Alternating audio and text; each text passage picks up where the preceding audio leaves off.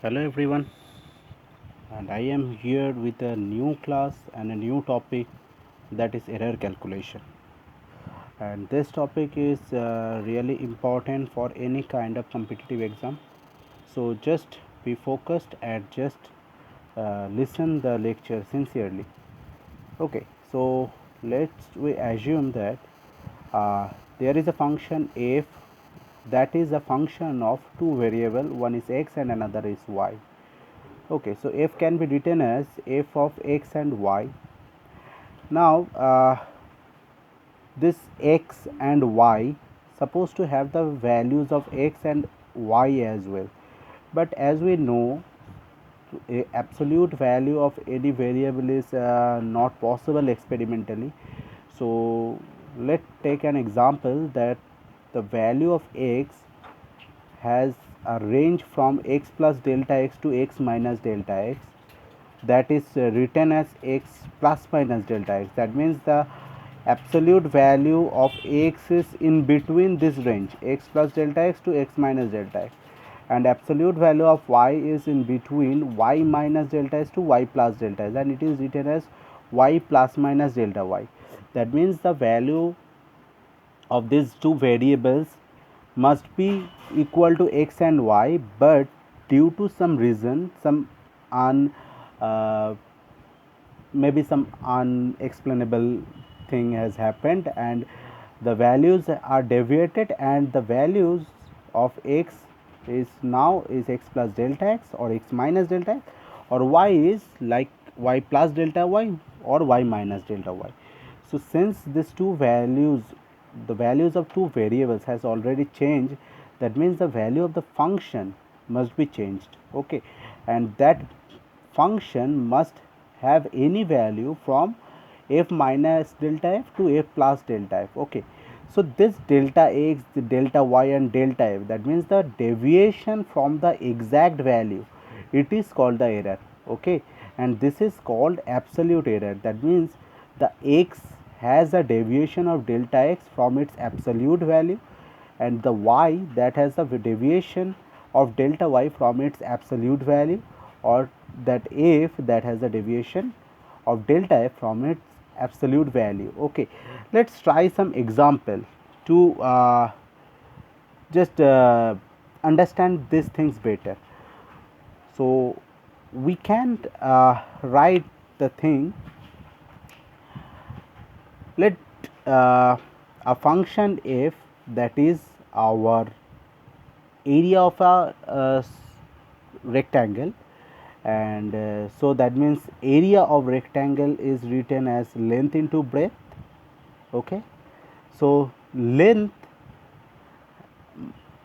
the absolute value of length may be 1 meter and breadth is 0.5 meter, but due to some unexpected reason, the measurement actually give the value of length different at the different time of measurement, at different instant. That means now when you are measuring, the value is you are getting is 1.01 meter. After 2 or 3 minutes, if you go and measure this thing, you will get like 0.9 meter or 0.95 meter. That means this amount of deviation that is not expected, but that unexpected thing happens due to some unexpected reason. Okay, so that is the error. That means the deviation, this is the absolute value, that is 1 meter, and it has a deviation of maybe 0.1 meter. That means the value of the length that we measure actually may be in between 0.9 meter to 1.1 meter. Okay, this is the thing, and this is actually shows the error. Okay, and this error is called absolute error, and the b that has the absolute value is 0.1. That means this is the real value. Okay, and by measuring we are getting, sometimes it is 0.49, or sometimes we are getting this is at 0.51. That means the error is actually again 0.01. That means for different measurement, sometimes we are getting 0.49 meter, or sometimes we are getting 0.51 meter. That means the deviation is 0.01 meter. Okay, so this is the absolute error. Okay, okay, this is the thing. Now if this, that means if you multiply this thing, length and breadth, for sometimes when the length is 0.9 meter and breadth is 0.49 meter, you will get a value of area, and when the length is 1.1 meter and breadth is 0.51 meter, you will get another value of area. Okay, that means the value of area has also a range. It is not, you will not get any absolute or fixed value of area. For different time you will get a different value of area. So this area will have an error that is written as A plus minus delta A. Okay, this is the thing, and this delta A is the absolute error, like our function f. Okay, now thing is that if my function is an additive function, that means if my fxy is written as x plus y. Okay, now this error is actually found out by using the differentiation. As we know, differentiation actually finds the amount of deviation of any function, so it is useful to find out the error as well. Okay, so if we differentiate this thing, you will get df equals to dx plus dy. Differentiation will be performed on the both terms on the right hand side, so dx plus dy. That means deviation of f is equals to the sum of the deviation of x and the deviation of y. Okay, so this thing is very much simple. So df is actually your error, that means the absolute error is equals to dx plus dy. So for our, so that is not a additive function, that is a multiplicative function, so just forget it. So if you take example of to find out the perimeter of a rectangle, so it will be a function of, it will be a additive function 2 times of length plus breadth. Okay, so that will be our additive function. So for that case it will be 2 into x plus y, so df will be 2 into dx plus 2 into dy. So this just your error, absolute error in f will be the sum of the absolute error in x and y. Okay, but the problem is when your function is a subtractive function, that means x minus y, so your df will be dx minus dy. Now this dx and dy can have a positive value as well as negative value. You don't know when the actual, when it will be positive and it will be negative. It's impossible to actually predict. So our aim is to maximize this error, that is the, we just want to know the what is the amount of maximum error present in the function. So that is, we want to find out df max, and when will this function will be maximized?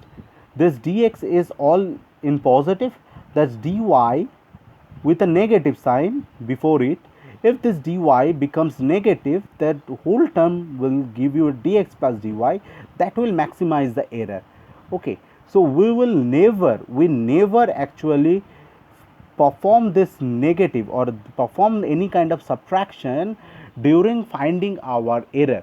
The reason is we just always we want to find the maximum error. Okay, because reason is that we never know, we can't know the value of dx and dy with time. We don't predict that this time dx is positive, this time dy is positive, and when this dx is positive, dy must be positive. This can't you tell that. So the thing is that you have to take into account the maximum amount of error. So you just have to think about the most most degraded condition. Okay, so that means that we actually taken into account, so that dx is taken as positive and dy is taken as negative, so that this df become maximum and it is dx plus dy. Okay, this is used in everywhere, Now if your function is multiplicative, then absolute value of error, the finding of absolute value of error sometimes becomes little bit of complex, since we have to know about this value x and y, that is the absolute value, that means the true value, that is a true value. This 1 meter is a true value and this 0.1 meter is a deviation.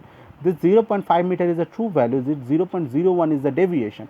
So we have to know this value, these true values. Okay, so so we clearly find that another type of error, that is called fractional error. Just divide this df with the f, that is the function. Now just differentiate the things to find out the deviation. Df will be your x dy plus y dx. As we know about product, differentiation of a product is u times dv dx plus v times du dx. So just it is x dy plus y dx. Okay, so now dividing this equation with f, so df by f, right side will be again divided by f. F is your xy. Just by dividing you will get df by f equals to dy by y plus dx by x. Okay, so this df by f, dy by y, dx by x, if you just look into the expression, df is the change and f is the absolute value or initial value. So that means this is called the fractional error. Okay, so this is fractional error in f, this is fractional error in y, and this is fractional error in x. Okay, so that's how we actually express the fractional errors. Now just take some example to actually understand the things more precisely. So this is our example. If the radius of a sphere is measured with an maximum 2% of error, okay, that means your dr by r, this is a fractional error, that must be 2 by 100. Okay, then find out the amount of error in measuring the volume. Now we know the volume v is our 4 by 3 pi r cube. It is a function of r. So just find out the deviation of v, just we can differentiate that dv dr will your 4 by 3 pi, that is a constant term, d dr of r cube, you will get 3r square. Okay, as we know d dx of x to the power n is actually n x to the power n minus 1. Okay, so this is r cube, this is power will come in front of the function 3 and power will be reduced by 1, r to the power 3 minus 1, that is r square.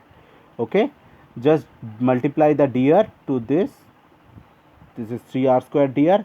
Now just we want to find the fractional error of volume, to find the dv by v. So you will get this term, this is r cube 3r square, by cancelling r square here, there will be r here, so this will be 3 dr by r. So that will be 3 times of the fractional error in r. So 3 into 2 by 100, that is 6 by 100. So percentage error in volume will be 6%. Okay, so this is the way how we actually calculate the fractional error. Okay, there will be number of examples and we will follow the same rules. Okay, now I can get an example, but okay, here is another example where p is a function of a, b and c and d, and the percentage errors in a, b, c, d is given. Now just take a look in the solution. You can pause the video and can take a look, and I don't want to make this video too long, so I am ending here. So for further classes, if you want to get the notification, please press the subscribe button, so you will get the notification when I actually update or upload the next video. Thank you.